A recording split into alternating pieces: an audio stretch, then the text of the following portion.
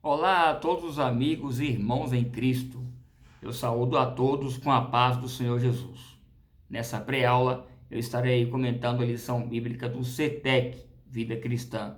E o escritor e comentarista desta revista é o pastor Josafá Batista Soares, pastor presidente da Igreja Assembleia de Deus em Ibotirama, no estado da Bahia. Ele também é membro do Conselho de Educação e Cultura da CEADEB. O pastor Josafá Batista também é o fundador do maior congresso de escolas bíblicas dominical no estado da Bahia, na cidade de Camaçari, região metropolitana de Salvador. Ele também é o fundador do CETEC, Centro Teológico de Educação e Cultura Vida Cristã. Recentemente, o pastor Josafá lançou um livro com o tema 1000 esboços para sermões. Bem, quanto à nossa revista, o tema é João Batista, modelo dos que são consagrados a Deus para essa geração. E o assunto da lição desta semana tem por tema João Batista, um profeta modelo. E o nosso texto base para o nosso estudo está no Evangelho de João, no capítulo 5, versículo 32 ao 35. Para falar de João Batista como um profeta modelo, é interessante sabermos um pouco sobre os profetas do Antigo Testamento. E para entendermos melhor sobre os profetas, temos que observar a monarquia de Israel, ver como essa monarquia cresceu e ficou cada vez mais forte, e depois entrou em uma grande decadência. Na Bíblia, o primeiro a profetizar foi Enoque, e o primeiro a ser chamado de profeta foi Abraão. Mas Abraão não tinha um ofício de profeta, mas ele era um patriarca. Porém, é Moisés quem passou a constituir padrão de comparação para todos os profetas futuros. Os profetas são interessantes porque eles aparecem justamente quando a religião fica muito institucionalizada e desgastada, e portanto sem referência. Por sua vez, a monarquia também abandona os valores morais e espirituais, tornando-se os principais causadores da apostasia do povo. Então, no intuito de resgatar o povo do fundo do poço, Deus levanta os seus profetas como arautos. Por isso, os profetas são conhecidos como aqueles que Deus levantava para trazer um choque de realidade no povo. A palavra profeta no hebraico é navi, e até hoje ainda há uma discussão quanto ao verdadeiro significado de navi, mas a ideia mais aproximada de seu significado é borbulhar ou fervilhar. Veja, em 2 Samuel capítulo 9, versículo 9, tem um texto que diz assim: porque o profeta de hoje antigamente se chamava vidente. Aqui já temos outros termos para a palavra vidente. O Antigo Testamento mostra mais duas palavras, que é roê e rosê. E isso para indicar a pessoa que tinha visões em nome de Deus. Essas pessoas também depois passaram a ser chamadas de profetas. O interessante é que essas profecias, esses profetas ou videntes, não existiram só no Israel antigo, mas em todos os povos da terra. A história sempre observou as atividades dos profetas com suas visões, sonhos, mensagens e experiências. Observe que o livro de Números, no capítulo 22, não estranha a história de Balaão, que era um profeta. Mas a questão aqui, inclusive, é que ele fazia até previsões e tinha visões de olhos abertos. Mas o problema é que não é que ele profetizava, mas porque ele queria amaldiçoar o que Deus havia abençoado, e ainda as suas motivações eram por dinheiro. Mas o interessante é que esse fenômeno, que é chamado pelos historiadores e teólogos de profetismo, ocorreu em Israel, nas nações em volta de Israel, como no Egito, na região da Mesopotâmia, em Canaã, na Síria, na Arábia e tem uma cidade chamada Mari. Inclusive, essa cidade de Mari é uma cidade antiga da região uma cidade antiga, uma cidade semita da região do Oriente Médio, e nós temos a história ali de um profeta que vinha até o rei para dar conselhos. E nessa história nós temos um paralelo com o que acontecia muito em Israel. Porém, apesar de todos os relatos históricos de profetas em outros povos, em Israel nunca houve no mundo antigo um fenômeno do profetismo como houve em Israel. E isso se dá por dois motivos. O primeiro é que o profetismo não foi uma coisa em Israel que começou em uma noite e acabou em um dia. Em Israel, o profetismo foi permanente. Ele estava em Israel mesmo antes da monarquia, e ela permaneceu por muitos séculos depois. O segundo motivo dessa distinção é que o profetismo em Israel tinha uma forte característica ética de compromisso com a verdade e a justiça. E você não vai encontrar esses elementos em outros movimentos das nações ali em volta de Israel. Bem, quando estudamos os profetas na Bíblia, percebemos que eles são de períodos distintos e basicamente temos 4 períodos. O primeiro período é o período pré-monárquico. O segundo período é o do Reino Unido, ou seja, quando as tribos do sul e as tribos do norte estavam juntas. O terceiro período é o período do Reino Dividido, e aqui nesse período temos o Reino do Sul e o Reino do Norte. E o quarto período, que é chamado, de período clássico, que são os períodos em que os profetas produziram obras literárias, registrando suas mensagens e seus oráculos. Os profetas eram levantados por Deus sempre que a fé era muito atacada e perseguida. No mundo antigo, é interessante observarmos que há uma diferença da monarquia de Israel para as demais monarquias, pois no mundo antigo, nos outros povos, os reis eram considerados como divinos e as leis eram as vontades dos próprios reis. Por isso que as civilizações antigas eram tão injustas, escravocratas, com a população sofrida. Mas em Israel não era assim. Em Israel temos um modelo que posteriormente será copiado pelas civilizações modernas no mundo ocidental e que até hoje está em uso, que é justamente a ideia de uma constituição. O rei deveria respeitar a lei e a lei não poderia ser manipulada pela vontade do rei. Essa lei é a Torá Sagrada, dada por Deus a Moisés. Portanto, nada podia ser maior que a lei de Deus. Inclusive, no livro de Deuteronômio, no capítulo 17, existe uma lista ali de regras que o rei não podia fazer. Além disso, ele, como rei, deveria ser sempre o primeiro a obedecer à lei como exemplo para os demais.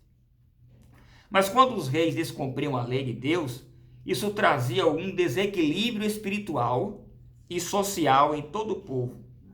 O não cumprimento da palavra de Deus incentivava uma apostasia generalizada dos valores morais, da verdade e da justiça. Esse cenário trazia o inevitável confronto dos profetas, pois eles combatiam o mal.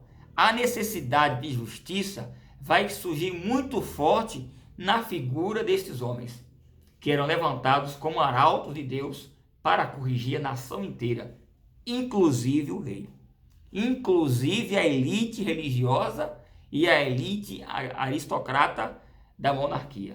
E quando os profetas apareciam, eles abordavam os seguintes temas: o monoteísmo, a universalidade de Deus, que é a ideia do Senhor de toda a terra, a transcendência e a imanência de Deus, a santidade de Deus, a necessidade de arrependimento do povo e o perdão de Deus, a justiça social, inclusive a crítica ao formalismo religioso e a crítica à idolatria.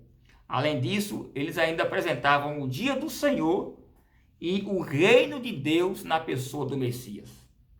Então, essas mensagens, esses ensinos, esses valores se tornavam cada vez mais intensos à medida que o tempo avançava, na palavra e na boca dos profetas. Mas o profeta na Bíblia, como eu disse no início da aula, vai ter um padrão, uma normativa na pessoa de Moisés.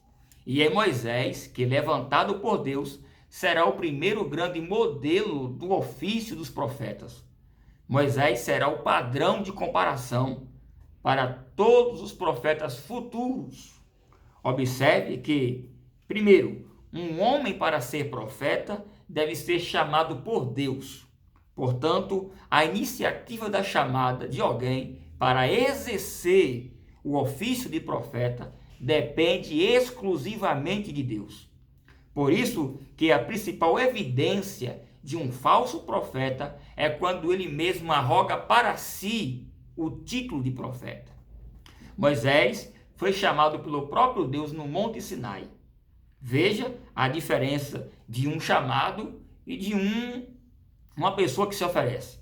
Segundo, na chamada, o indivíduo tem o privilégio de ser conduzido à presença do Senhor para receber as revelações de Deus. E aqui é o que a Bíblia chama no Antigo Testamento de participar do conselho do Senhor.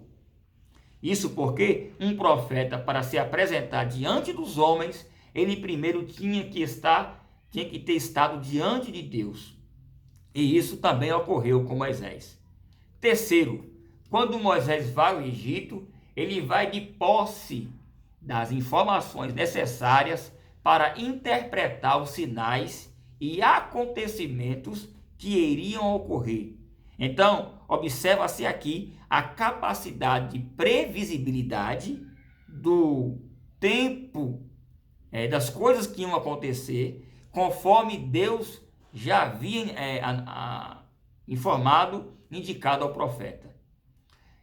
E mais, nós temos aqui mais uma vez o modelo que irá se repetir posteriormente na atuação dos demais profetas, que sucederão posteriormente a Moisés. Portanto, os verdadeiros profetas de Deus provêm de Deus e eles preveem com antecedência os fatos futuros. Quarto, uma outra característica dos profetas de Moisés, inclusive, que será encontrado nos demais profetas, que lhe sucederão, que as desigualdades sociais do seu povo, as mazelas serão sempre pontuadas por Moisés, que os demais profetas também irão copiar. É de Moisés, como legislador, levantado por Deus, que foi elaborada a lei, inclusive é a maior lei, o maior código humano de filantropia do mundo antigo. Essa lei é a lei que tinha um sistema de defesa dos vulneráveis contra as desigualdades sociais, e esses princípios estão contidos na Torá Sagrada. A quinta característica é o confronto contra a tirania dos reis e a dinastia dos impérios, que será muito recorrente na Bíblia. E Moisés é o tipo clássico desse perfil, pois antes de tirar o povo do Egito, ele confrontou o maior sistema político e religioso de sua época. A sexta característica própria dos profetas, que também foi primeiramente vista em Moisés, foram os sinais e símbolos que acompanhavam o ministério e as mensagens.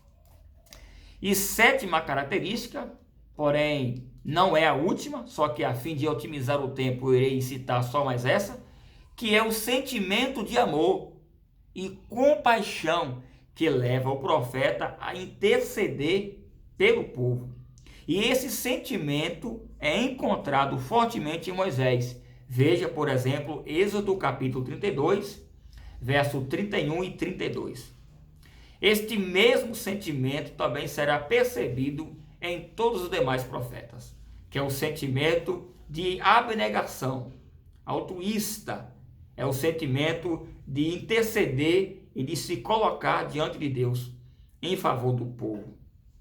Agora, vendo o cenário em que os profetas surgiram e observando estas 7 características que eles apresentaram, fica claro e evidente do porquê de João Batista ter sido reconhecido como sendo o último dos profetas, segundo o modelo que eram os demais. E isso porque tanto o cenário como a natureza do ofício profético são perfeitamente encontrados na pessoa de João Batista. O escritor da revista, o pastor Josafá, ele acertou bem em colocar nesta lição o tema João Batista como um profeta modelo. E como todo profeta dentro de todas estas atribuições, há pouco citadas por mim, João Batista também traz as mesmas lições de ensino que todos os profetas, desde Moisés até Malaquias, também trouxeram. E são os seguintes itens, como já disse, né? Vou só repetir de forma sucinta: o arrependimento e o perdão, a transcendência e a imanência de Deus, a universalidade de Deus sobre o mundo, o confronto do sistema religioso e político, uma visão reformista das estruturas sociais, uma mensagem de alto teor ético e moral das Escrituras, uma mensagem de proclamação e predição, e um ministério que, como já vimos em aulas anteriores, também é carregado de sinais e simbologias, que pode ser visto no ministério de João. E quanto aos sinais de João, do ministério de João, podemos lembrar sobre o batismo, onde o Espírito Santo pousou em Jesus como uma pomba na hora do batismo. E em seguida, todos ouviram a voz de Deus, que inclusive ecoou depois de 400 anos de silêncio. Quando Deus disse: "Esse é o meu filho amado, nele tenho satisfação, nele tenho me comprazido." A apresentação do Messias também se evidencia no ministério, inclusive foi o que mais João Batista fez. Ele é o precursor de Cristo. Ele apresentou o Messias e o reinado do Messias. E por último, João também proclama o dia do juízo. Bem, tendo em vista todas essas características que se encontra como uma bagagem em João Batista, entendemos o porquê de Jesus, ao ser confrontado pelos fariseus quanto à sua identidade e à sua veracidade de seu testemunho, ele vai usar a figura de João Batista como a única pessoa entre eles para responder ao inquérito, né, que os doutores da lei estavam fazendo com Jesus. Isso porque a própria população da época reconhecia esses atributos, essas características de profeta em João Batista. Então, quando Jesus é atacado pelos fariseus, quando os fariseus colocam em dúvida a identidade de Jesus, Jesus vai usar a figura, o exemplo de João Batista para construir uma narrativa sobre o seu próprio testemunho. E isso nós já falamos, inclusive, em uma aula anterior. Veja, Marcos capítulo 11, versículo 32. Assim está escrito, parte B do versículo: porque todos sustentavam que João Batista verdadeiramente era um profeta. Por isso que em João, no capítulo 5 e o versículo 35, Jesus disse que João era uma lâmpada que ardia e iluminava. Ou seja, João Batista era a lâmpada, né? E Jesus a luz do mundo. João Batista preparava o caminho e Jesus é o caminho, a verdade e a vida. João Batista pregava o arrependimento, Jesus aquele que dá o perdão. João Batista, o profeta, Jesus Deus. Por isso que no Evangelho de João, no capítulo 5, versículo 36, Jesus disse: eu possuo um testemunho maior do que o de João Batista. Muito maravilhoso e interessante este assunto. Portanto, João Batista, na qualidade de profeta, tem a responsabilidade, o dever de condenar o compromisso parcial e incompleto que o povo mantinha com as coisas de Deus. Como João Batista sabia que o Messias já estava entre o povo, João não podia ser tolerante com o pecado. Então, ele tenta reconduzir o povo a melhorarem a vida espiritual. E para isso, eles precisariam livrar-se de todo o comodismo. Agora, toda vez que se estuda ou se fala dos profetas, sempre há uma pergunta. Será que existem profetas hoje em dia, como havia no Antigo Testamento? A resposta é não. Primeiro, no Antigo Testamento, os profetas traziam uma revelação progressiva da pessoa de Deus e de seu plano de salvação. Mas depois que Cristo aparece, esta etapa se conclui. Veja em Hebreus capítulo 1, versículo 1 e 2. Assim está escrito: havendo Deus antigamente falado muitas vezes e de muitas maneiras aos pais pelos profetas, a nós falou-nos nesses últimos dias pelo seu Filho, o qual, sendo o resplendor da sua glória e a expressa imagem da sua pessoa, e sustentando todas as coisas pela palavra do seu poder, havendo feito por si mesmo a purificação dos nossos pecados, assentou-se à destra de Deus, da majestade de Deus, nas alturas. E aqui, nesse texto citado, temos a grande diferença do ofício do profeta, como era no Antigo Testamento, e o ministério de profeta no Novo Testamento. O ofício profético, que começou lá em Enoque e termina em João Batista, e isso é o próprio Senhor Jesus quem diz, né? Interessante, vou até citar o texto, Lucas, capítulo 16, versículo 16, o próprio Jesus disse que esse modelo de profeta só durou até João Batista. Veja o que está escrito: a lei e os profetas duraram até João. Desde então é anunciado o reino de Deus, e todo homem emprega força para entrar nele. Perceba que nessa palavra de Jesus, ele está fechando essa questão de uma possível continuidade de profetas atuais no modelo, no mesmo modus operandi que ocorria no Velho Testamento. Perceba que os profetas do Antigo Testamento anunciavam coisas novas sobre a salvação. Eles acrescentavam informações sobre o plano de salvação. E essas informações têm seu ponto máximo no dedo de João Batista, quando ele aponta para Jesus. Então, depois de João, não há nenhuma revelação a mais. Mas agora, na igreja, hoje, atualmente, tem-se o dom de profetizar, como recordação no sentido de lembrar do que os profetas falaram. Então, nesse sentido, há profetas no Novo Testamento, sim. E atualmente, sim. Nós acreditamos sim. Até porque nós acreditamos na continuidade dos dons do Espírito. É só você ler Efésios capítulo 4, versículo 11 e 1 Coríntios capítulo 12, versículo 28. E além dessas referências, temos no livro de Atos dos Apóstolos a atuação dos profetas. E em Atos, que é um livro histórico e descritivo, ou seja, é um livro que aponta e descreve uma igreja padrão, nós temos lá a atuação dos profetas. Mas lembre-se, o ministério profético hoje na igreja existe, só que com um outro papel, que é o de edificação e não o de condução. Os profetas do Novo Testamento não conduzem a igreja, edificam a igreja. O que conduz a igreja é o que já está escrito nos profetas e nos apóstolos, como disse Paulo. E preste atenção aqui.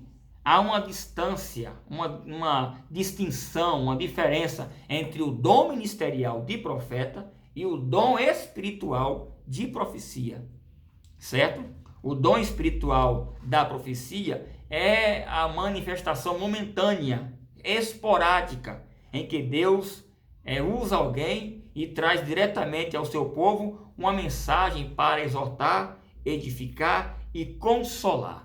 Já o dom ministerial de profeta, ele é regular, ele é constante, ele é contínuo.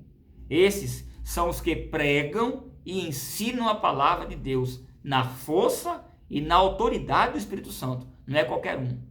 O profeta ministerial, portanto, são aqueles que proclamam e interpretam a palavra de Deus por chamada divina, certo? Deixa bem claro isso também, porque ninguém pode se oferecer para o santo ministério. É Deus quem o chama. Eu encerro essa exposição com o texto que está em Oséias, capítulo 12 e o versículo 13. E assim eu espero ter edificado a sua vida com essa lição. Assim está escrito: mas o Senhor, por meio de um profeta, tirou Israel do Egito.